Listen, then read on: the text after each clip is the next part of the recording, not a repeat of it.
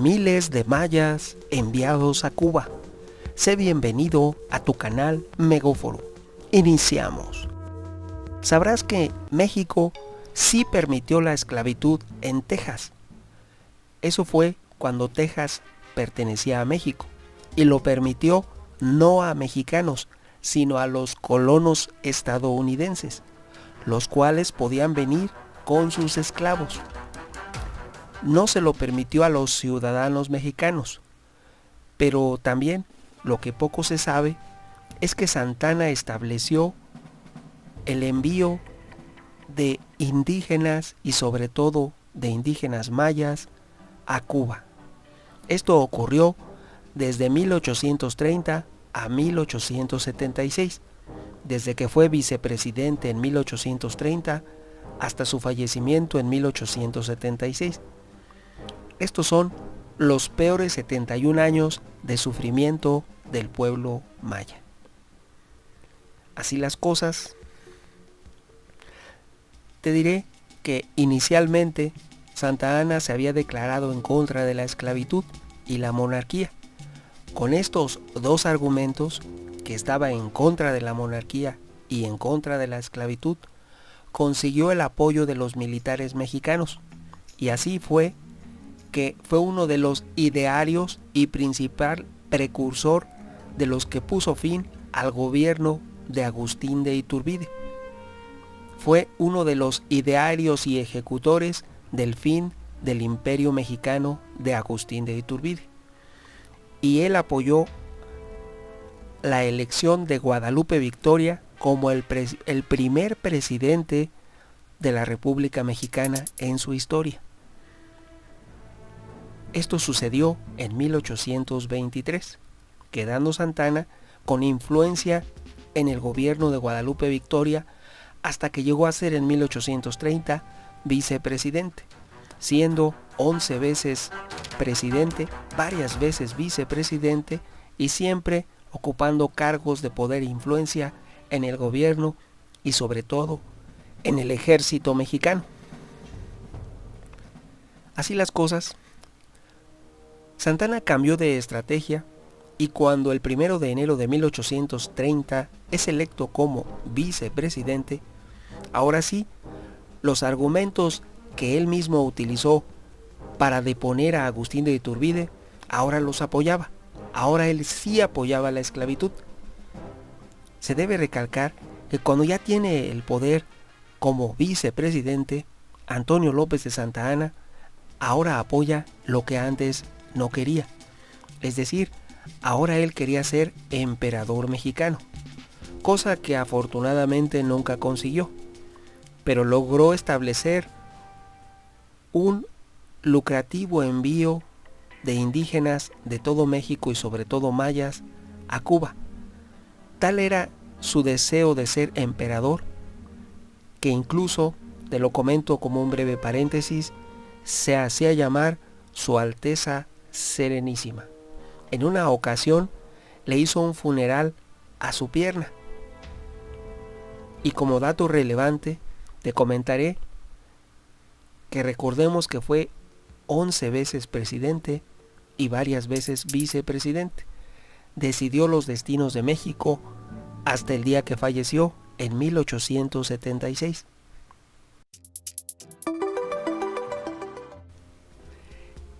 Siempre tuvo militares que lo apoyaran y siempre comandó fuerzas militares.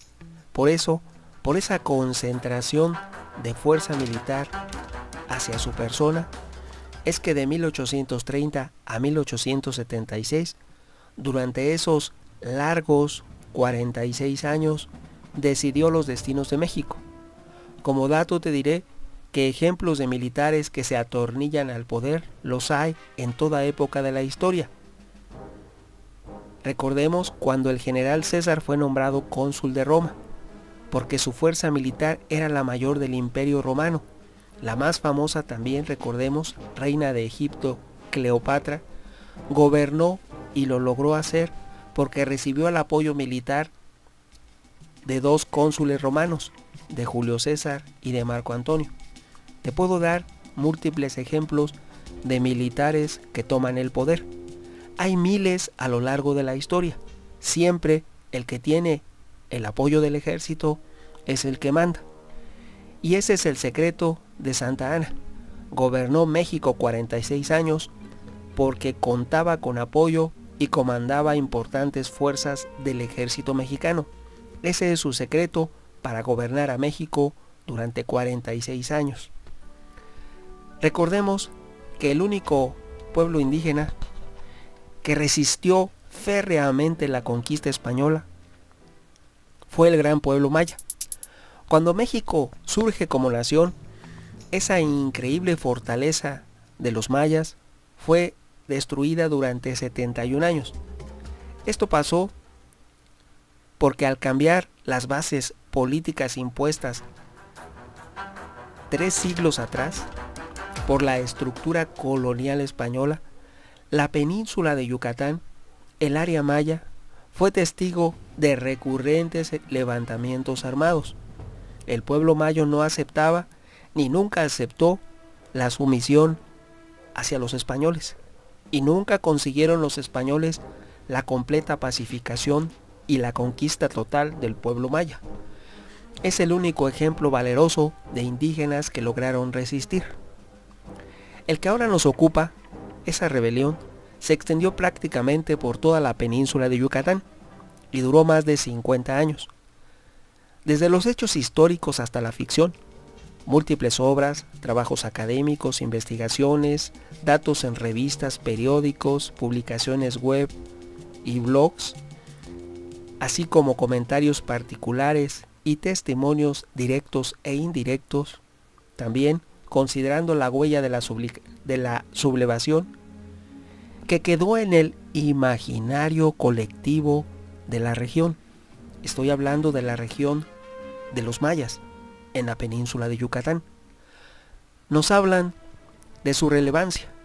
Ante la imposibilidad de abarcarlo todo en este video, pretendemos dar una visión general de los acontecimientos, tomando como base algunas de estas aproximaciones. Una vez dicho esto, llegamos a considerar esa lucha de los mayas una rebelión muy particular, es decir, fue una rebelión muy sui generis. Tenía sus particularidades. Esta sublevación presenta características, como lo he comentado, peculiares. En primera instancia, mientras que otros alzamientos fueron sofocados relativamente con rapidez o incluso en unos cuantos días, este levantamiento maya duró 71 años, periodo en que los mayas que habitaban la parte oriental de Yucatán resistieron todos los intentos de pacificación de la nueva República Mexicana. Además, sus bases siguen vivas hoy día. Este hecho lo convierte en uno de los acontecimientos históricos más complejos de su género, aunado a sus implicaciones, desde luego económicas, sociales y, por qué no olvidar, implicaciones políticas. A lo largo de los años, los elementos religiosos del levantamiento, centrados fundamentalmente en torno al culto de la cruz parlante, que era la fuerza motora de las sublevaciones más recientes, se organizaron en una nueva iglesia maya, que en algún momento fue desconocida desde Roma, por ser una herejía para ellos. Siempre, como comentario te diré, que los que no estaban de acuerdo con el Papa eran excomulgados, como los cátaros que fueron exterminados porque manejaban un catolicismo diferente a las órdenes de Roma. Eso mismo pasó con los mayas. La nueva iglesia maya no seguía las órdenes al pie de la letra que dictaba Roma, por lo cual fue desconocida y fue parte de lo que se argumentó en contra y de la lucha en contra del pueblo maya durante esos 71 años. Así, con el culto de la cruz parlante, su propio culto y su ritual propios, no se puede separar la importancia, ojo, religiosa de este culto de su aspecto combativo y de su resistencia. Esto es, lo que les daba fuerza para resistir era el corazón de su religión, de la cruz parlante. Por otro lado, la misma denominación de levantamiento como guerra de castas presenta problemas, ya que reduce el conflicto al enfrentamiento entre grupos raciales antagónicos. Lo podrían y lo quieren reducir a una lucha entre indios y blancos, lo que no ocurrió así, cuando la realidad evidentemente es mucho más compleja. Ya México como república no eran indios contra blancos, ya era una nueva república que tenía una diversidad nueva. Había surgido una república mestiza, lo cual rebasa con creces esa visión simplista de guerra de castas. Así, a lo largo de los años, los mayas sublevados, autodenominados macehuales y conocidos por algunos como Cruzop, por ser los que combaten por la cruz parlante, no formaron ellos mismos, que fue lo que los debilitó, un bloque homogéneo. El movimiento se fraccionó desafortunadamente, se reestructuró y se recompuso varias veces, lo cual le redujo fuerza y contundencia, con distintos líderes a la cabeza, quienes en ocasiones dieron golpes de estado para después ser asesinados por los blancos o por los cabecillas rebeldes siguientes. Así las cosas, esto fue esa lucha, esa beligerancia, el pretexto perfecto para enviar a los mayas y a todos los que se rebelaran contra el nuevo orden republicano en México a Cuba. Así, en toda la república se recolectaban indígenas rebeldes, sobre todo en este caso en Yucatán a los mayas, y se enviaban a Cuba a trabajar en las plantaciones de por vida. Todo se debió a la brutalidad. ¿Por qué Cuba tenía esa necesidad de traer mano de obra del continente? Pues esto se debió a la brutalidad con la que los españoles exterminaron al pueblo taíno. Cuando ya no quedó ni un solo taíno, ya no había habitantes en Cuba, fue necesario traer fuerza de trabajo de África y de América. En este caso, había un tránsito de indígenas mexicanos, sobre todo mayas, hacia Cuba. Esto se detuvo en 1821 con la independencia de México, pero se reanudó con más vigor y determinación con Santana en 1831 y se terminó poco después de la muerte de Santana, que fue en 1876. Muchos años después se terminó y se dio fin a esto en 1901. Como ejemplo, te diré que en el libro titulado La historia de la esclavitud, escrito por José Azaco, te dará santo y seña de cómo era el comercio de esclavos mayas a Cuba, el cual, según el libro dice, inició en 1534, cuando, ojo, el obispo católico de Cuba, nombrado por el Papa en turno, pide permiso a la corona española, la cual concede el permiso con la venia papal y llega un primer cargamento de 235 indios a Puerto Príncipe, Cuba. La ciudad de Puerto Príncipe, Cuba, no hay que confundirla con la capital de Haití. Estamos hablando de la isla principal, que es Cuba, la española. No estamos hablando de donde está República Dominicana y Haití. En Cuba, esa ciudad que anteriormente se llamaba Puerto Príncipe, Cuba, hoy se llama la ciudad de Camagüey, Cuba. Cuando México, recordemos, es una república, Santana argumenta que como castigo a los indígenas mayas de Yucatán deben ser destinados 5 años a las plantaciones de Cuba, luego de los cuales, al término de esos 5 años, pueden ser liberados. Ojo, pueden ser liberados, lo que nunca ocurrió. Era un envío a las plantaciones cubanas de por vida, un destierro vitalicio, una cadena perpetua. Esta idea propuesta por, ojo, Santa Anna, es convertida en ley por el gobernador santanista de Yucatán, su prestanombres, su ejecutor, su dedo, su testaferro, Miguel Barbachano. Así, la mal llamada Guerra de Castas de 1847 fue reprimida de manera brutal y esta rebelión indígena tuvo entre sus desenlaces el decreto del 6 de noviembre de 1848, que fue promulgado por el que ya les comenté, el entonces gobernador de Yucatán, Miguel Barbachano. Su decreto establecía y decía, a la letra decía: a todo indio que sea hecho prisionero con las armas en la mano, podrá el gobierno alejarlo de su respectivo domicilio y aún expulsarlo del estado por 10 años.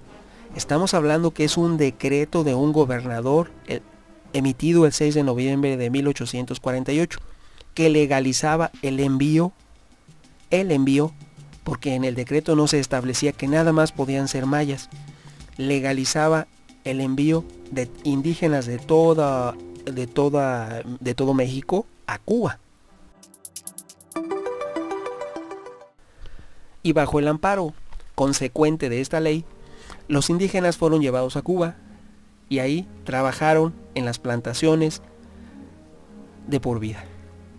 Durante el último periodo como presidente de Antonio López de Santa Anna, que fue de 1853 a 1855, este autorizó a los que enviaban a los indígenas a Cuba, te daré los nombres: Francisco Martí, las firmas Sagronis Hermanos y la compañía Goucurría, que eran los que traían principalmente africanos a Cuba. Ahora ellos podían libremente llevar indígenas de México a Cuba, no solamente de África, que les quedaba más lejos, y para ellos era más rentable completar barcos y llevarlos de México a Cuba, que queda más cerca. Fue entonces que los ricos azucareros de Cuba empezaron a echar mano de los indígenas de México, sobre todo mayas. Inclusive se llegó a tal popularidad del envío de indígenas mexicanos a Cuba que José Zorrilla, el autor de la magna obra Don Juan Tenorio, se asoció en 1859 a Cipriano de las Casigas para llevar indígenas mexicanos a Cuba, sobre todo mayas. Fue tan grande, tan popular, y lo hacía la totalidad de la sociedad cubana de aquel entonces, que el ministro británico en México, Mr. Doyle, solicitó la intervención de la reina de Inglaterra para detener el envío de indígenas a Cuba. Pero te preguntarás, lo cierto es que 1 de cada 4 indígenas mayas fueron llevados a Cuba desde 1831 a 1907.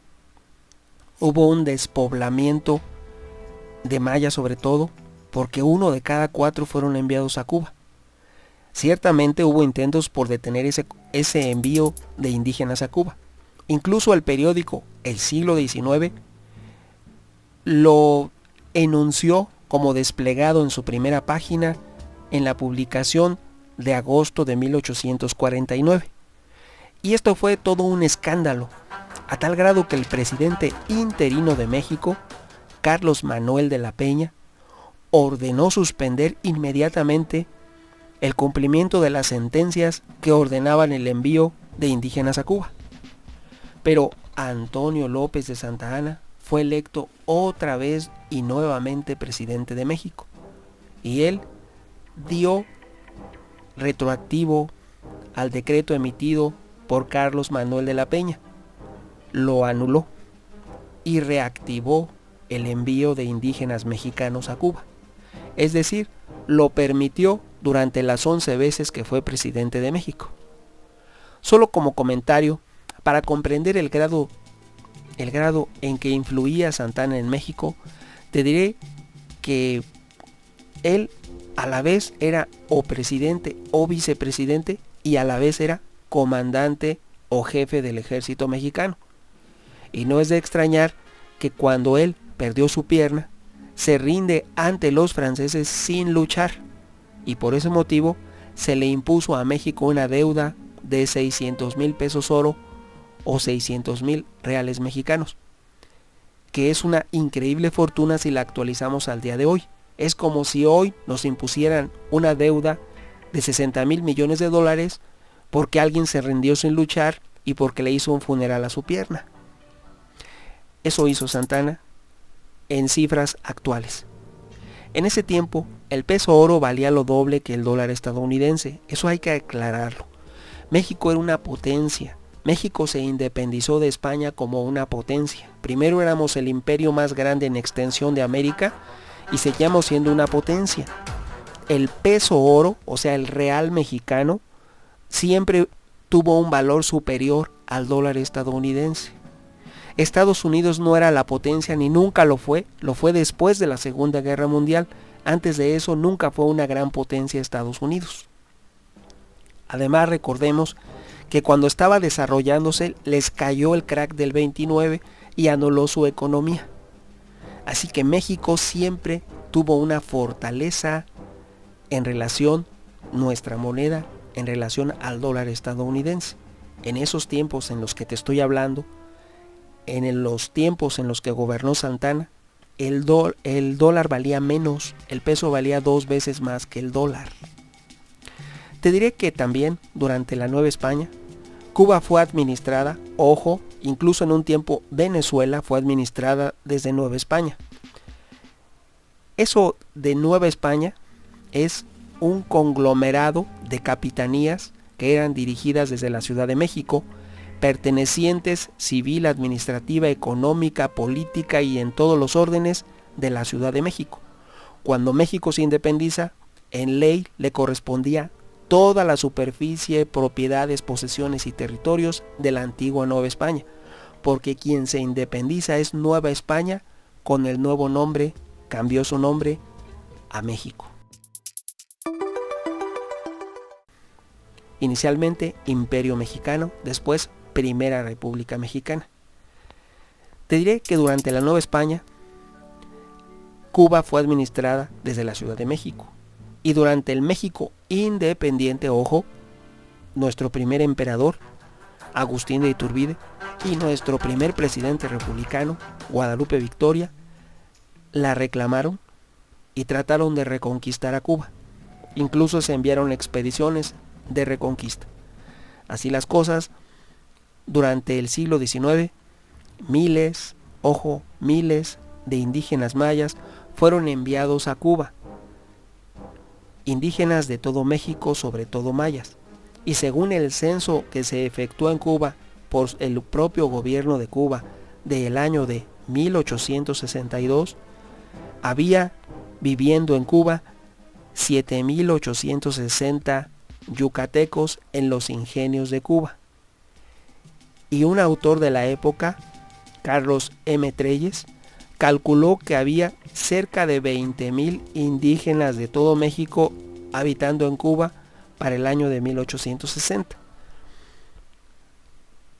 Otros aseguran que pudieran llegar a ser incluso más. Cuba es una isla pequeña. Tal cantidad de indígenas mexicanos, sobre todo mayas, suponían que 1 de cada 20 habitantes de la isla durante el siglo XIX fueran mexicanos. Opiniones habrá muchas. ¿Tú qué piensas? Tu amigo Megóforo. Hasta pronto.